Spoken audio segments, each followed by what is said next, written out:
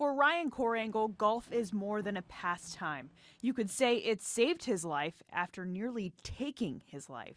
I was playing golf with a few of my friends, and I mean, it wasn't too special of a day or anything. It just kept getting more windy as the day went on. In 2008, Ryan was captain of his middle school golf team and on the 18th green when Hurricane Ike ripped through Cincinnati.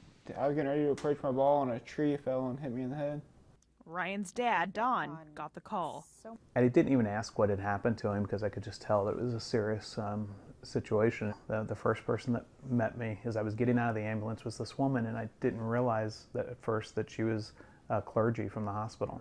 Ryan and his family endured 5 hours of brain surgery. He lost half of his skull and spent nearly 2 weeks in a coma.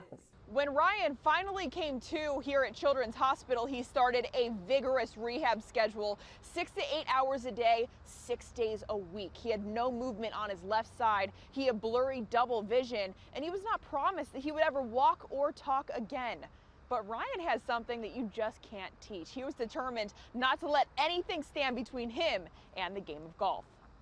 I think probably it was to my benefit because I didn't realize that when I said I was going to play golf that didn't seem realistic. I didn't realize that when I said I was going to walk out of the hospital that was realistic or anything, or that was unrealistic. I just did what I thought was right. Ryan not only walked again, he graduated high school. And despite a new swing with just one arm, he went on to play golf at Mount St. Joseph University. I wouldn't be where I am right now without golf.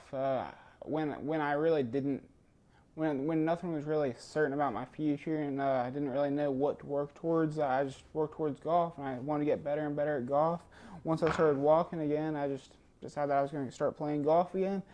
Ryan's ongoing medical issues eventually forced his retirement from the competitive game, but his drive to overcome and succeed in life continues. The work ethic I've learned throughout my experiences really transcend beyond the golf course, beyond the classroom. I just want to be the best version of myself, whatever that may be. And his dad recently got another very different phone call. Ryan called me today to tell me that he had been accepted into the master's program. So many things had to go right for me to survive. I'm not alive by coincidence. I'm here for something. Reporting from Madeira, Elise Jesse, WLWT News 5.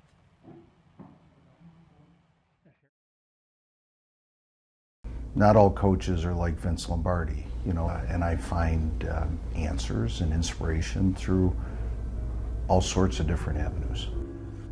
Paul Alexander is not your average NFL coach. Through 2 decades with the Cincinnati Bengals, Alexander has turned young, raw talent into Pro Bowl caliber offensive linemen.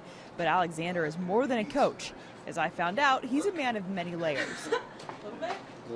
Piano is one of his big things, the music, the symphony and orchestra and those kind of things. And so, those, and they also relate to football in different aspects, but he's very into those kind of things.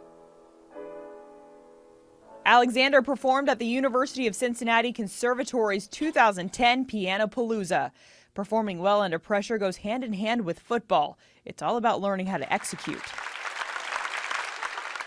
How you learn, how you compete under pressure, how you perform in the moment, how you move on from mistakes, all those kind of things. Well, we didn't finish the way we wanted to finish as a team. On average, Marvin Lewis's coaching staff works 80 hours per week during the season. It's long days and missed holidays, but often you'll find that in this business, coaching is more than a job or a career. It's their life passion. My sole professional job on earth is to make great players. Coaching, in my view, is not about my own ego or about anything other than that. I'm not in a performance, I'm not on parade. I am in the background helping people become their best. That's what I love about it. If you know Paul, you know he doesn't get much sleep. He makes game plans, coaches, plays the piano, and he's an author, something he doesn't typically broadcast. I have not read his book, but I know it's out there. Did you know that he was an author? No, I know that. Players don't have to read Alexander's book to know what he's all about. He's as straightforward as they come. I don't get along with guys who aren't tough, guys who don't love football. We don't hit it off. Eventually we blow up and we part. you know, but if I like guys who are dedicated and will spill their guts for the team and their teammates, and if they care about football, then we're getting along just great.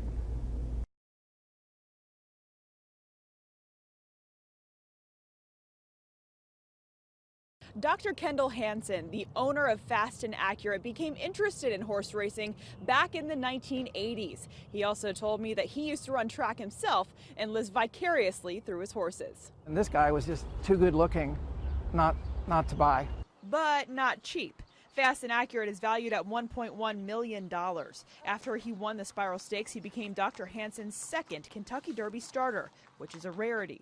You could go your whole lifetime and never have one in the Derby. So to have him and his father in the Derby just blows me away. I'm very lucky. I'm either very lucky or I have a really good bloodline.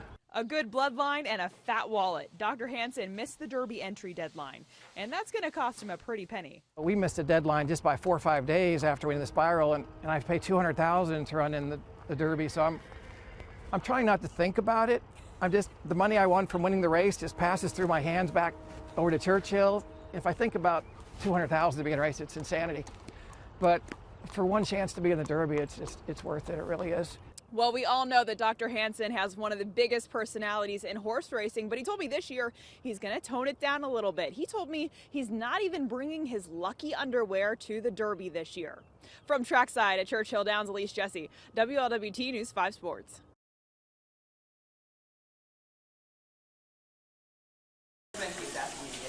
Game day at Carlos Dunlap's house comes with a lot of tradition.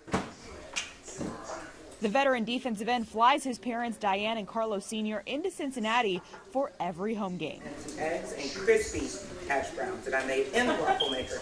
And the family eats a meal together, but not before his mother says grace. Thank you, most gracious and heavenly Father, for this food. Please let it nourish and strengthen our bodies. In Jesus' name I pray. Amen. His game day mornings look similar to a lot of family mornings on the run. Carlos reviews his playbook, and Miss Diane makes sure her son got enough to eat at the hotel the night before. Did you eat that food last night? Yeah. All of it? No. I know, I put 3 pieces of chicken. The big topic of the morning, a sweet potato pie that Carlos made for Thanksgiving without help. YouTube gave me the recipe. I looked up Southern sweet potato pie recipes, and I just doubled the sugar and the cinnamon that it gave me. I did. I'm really trying to figure out who helped. I told you, YouTube. Now that that's settled, it's time for Carlos to head to work. All right, love y'all. Dunlap is playing in his 8th season for the Cincinnati Bengals. This year, he was nominated for the Art Rooney Sportsmanship Award, but he also has a solid reputation for giving back to the kids in the Cincinnati community. He's even started an anti-bullying campaign tour. His biggest goal is to make a difference in a child's life. 5 minutes, 10 minutes, 30 minutes, an hour, 2 hours of your time can make, the little kid's day. And as I see now, being here 8 years, the kids that I used to see when I first came here, they're all in high school, preparing to go to college now. And that's like a surreal moment, because now you realize how old you are. Wait, did he just say old? Some of my teammates were like in middle school when I first got here. Oh my gosh, that's pretty crazy. You didn't think about that? That's insane. I did not think about that at all. Yeah, they were in middle school when we first started, yeah. Well, if you're old, I'm old, because I think you and I are the same age. I know, it's not old. I'm saying in football years, they consider us in old. football years, yeah. But we're not old at all. Hey there. Oh, always.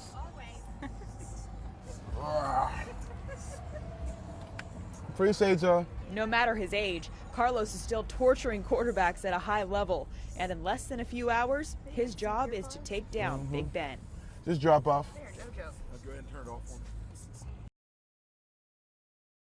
Good morning. This race had drama from the start to the finish. Martin Truex Jr. was leading the race with just 2 laps to go. A caution was thrown out, and of course he was asked after the race what he said to his crew chief. In that moment, he said there was no cussing involved. It was very PG, and of course he won that race. He was very excited with his teammates, and I asked him how he was going to be celebrating his first win at the Kentucky Speedway. I'm going to start here after I do all my interviews and just hang out with the guys. We have such an awesome team, such a tight group of guys. They really, truly are like a family, and I don't get to spend a ton of time with them away from the track because they're in Denver. I'm in North Carolina, so we're definitely going to stay here a couple hours and enjoy this one a little bit, let it soak in, and then go back home tomorrow morning and get to work on next weekend. Martin Truex Jr. joins a very exclusive circle of drivers who have won the Quaker State 400. Brad Keselowski won it 3 times, Kyle Busch has won it twice, Matt Kenseth has won it 1 time, and Truex Jr., you can add his name to the list as well. Reporting from Sparta, Elise Jesse, WLWT News 5.